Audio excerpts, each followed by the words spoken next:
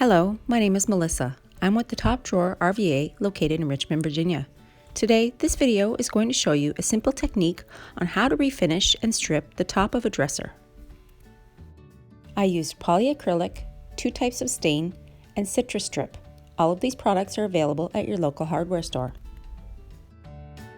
The plan for this dresser is to stain the top and paint the base. I removed all of the hardware and cleaned the piece thoroughly.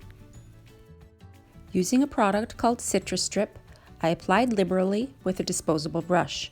Once this product dries, it takes approximately 2 to 3 hours, you're able to scrape it off with a small scraper. Make sure to cover all exposed wood surfaces that you would like to remove the varnish from. I use a plastic spatula and scrape off the citrus strip. I push it in one direction according to the wood grain. After I've removed as much of the product as I can with my spatula, I then use a wet rag to remove any excess around the edges. Now that the bare wood is exposed, I use sandpaper in a 220 grit in the direction of the wood grain to smooth the surface. Now it's time for stain. You can choose your color.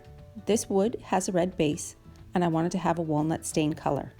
I used walnut and applied liberally with a rag in the direction of the wood grain.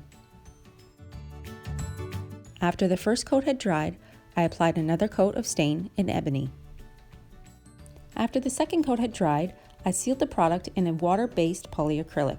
I used a large, wide, flat brush and pulled it on in the direction of the wood grain. I painted the base of this dresser in 2 colors, Dixie Belle's Gravel Road and Mason-Dixon Gray.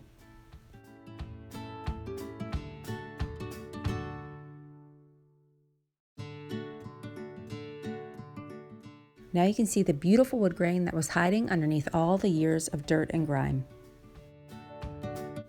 I hope you've enjoyed this simple and easy tutorial on how to strip and refinish a dresser top.